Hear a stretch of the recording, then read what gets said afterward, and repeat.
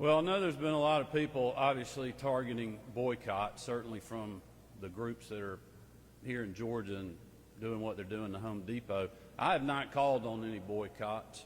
I think that's for the consumer to decide. In many ways, that just hurts hard-working Georgians that work for these great companies when they have their leaders making these decisions. In some ways, I think that's a little bit unfair for us not to support the Georgia worker. That's certainly what I want to do. Am I frustrated? Yes, I am. I am frustrated with some of these companies that have been outspoken and really have not identified one single problem with the bill other than to make a broad-based statement.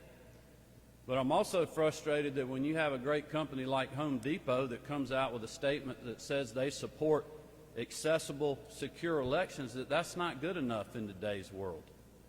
And that is exactly what I warned against. Nothing is ever good enough. If they get one thing, they're going to come for something else. And that's what should scare all Georgians and all Americans, quite honestly, if we let this continue.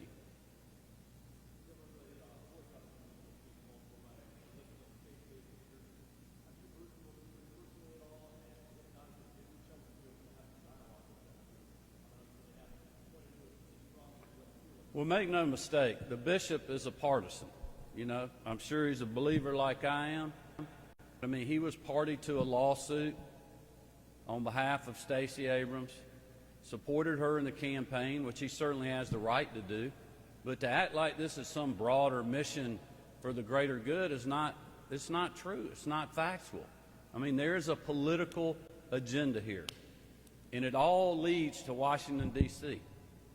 You know, they're using what happened in Georgia to pressure companies, and that the way they can get through this and to stop this is to support H.R. 1 or S.R. 1, which in my opinion is an unconstitutional mandate. And that's not right. And people need to know that this person that's leading these groups, just like all these different organizations that are out there that are profiting off of this, they have a political motive. And I've looked in these cameras. I've done over 70 interviews. I've answered every single question, and I've been truthful to people. And I've told them, somebody is lying to you about SB 202, and it is not me.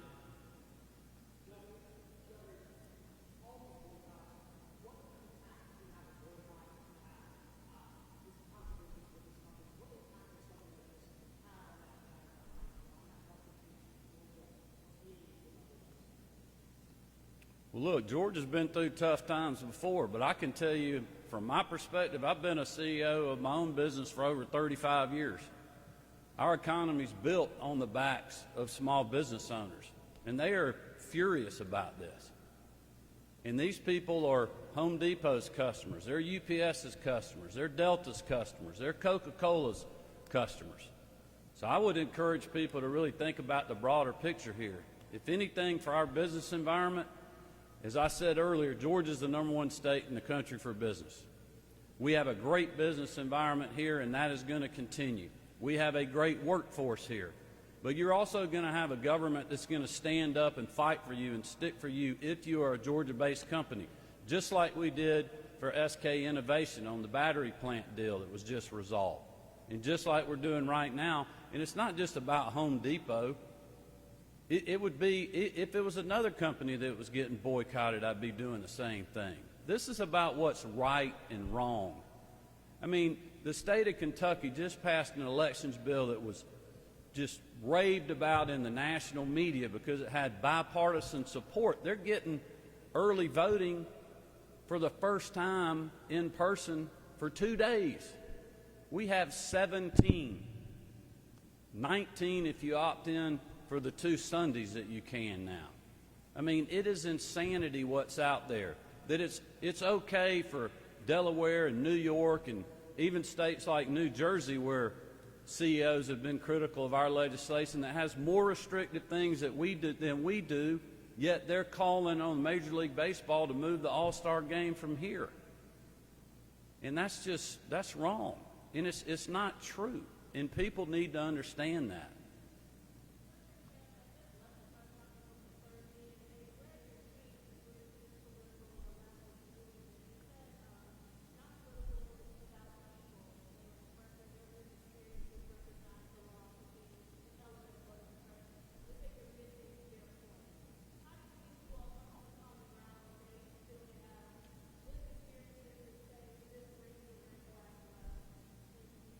What did they say specifically? What rings the red flag? Okay, well, this bill adds voting hours for 134 of 159 counties by bringing parity to when polling locations have to be open. So it's providing more opportunities in rural Georgia to be able to vote under this current legislation. And if you look back at the history of these individuals and these other groups that are continually doing this, you remember Randolph County when they were going to consolidate precincts. You remember who they blamed for that? They blamed me. You know who was doing it? The local Democratic leadership, because it was going to save money, make the process more efficient. And that's the way it's supposed to work. The counties decide that. So tell them to send me the specifics of something that is restrictive. That is not. Adding 2 more days of weekend voting is not restrictive.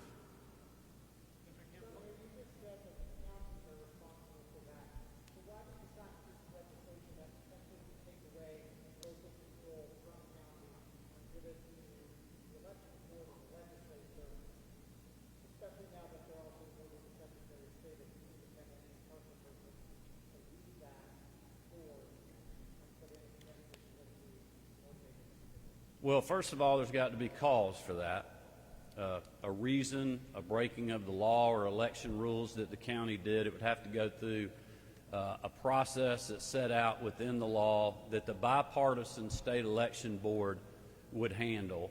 The new member of the state election board replacing the Secretary of State would be a nonpartisan member. So you're taking a partisan person out of a position and putting a nonpartisan position in on something that, quite honestly, the legislature and many other people in our state have grown very frustrated with county elections offices that have long lines, that are not running efficient elections, that have continuous problems. And this is not something that's going to happen every day. It's going to be a hard process to go through.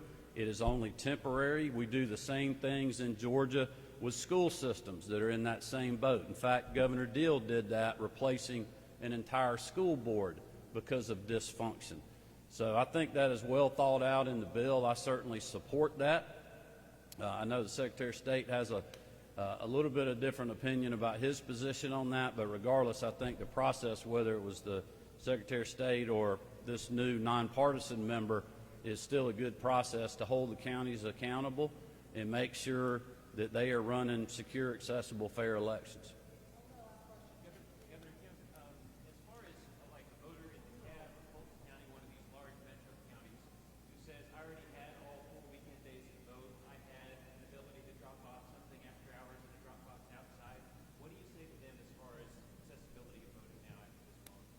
Well, as far as metros, I mean, we're making mandatory an additional Saturday. They have the option for 2 Sundays. So, in my opinion, nothing's been taken away from them. We're actually just adding that availability to the rest of the part of the state.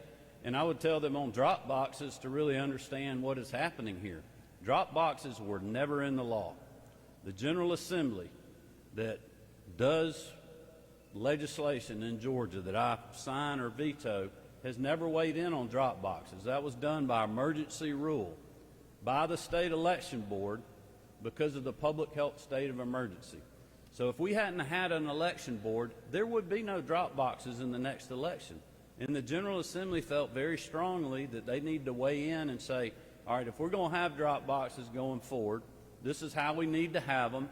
This is going to be the process. This is how you secure them. But also mentioned in the legislation that you can simply take your ballot now. I mean, every Georgian has a drop box at the end of their driveway. It's called the mailbox, or at least most of them do, where you can mail your ballot.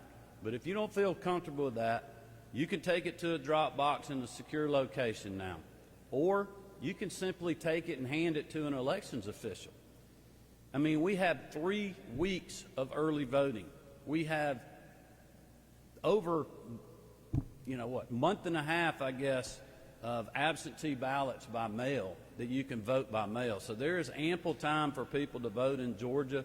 And for all these folks that are saying it's restrictive and regressive and a step backwards and Jim Crow 2.0, I mean, African American, Latino, and other minorities, their turnout in elections has increased in Georgia, which is what's so insane about all of this, that what they are saying is just absolutely not true.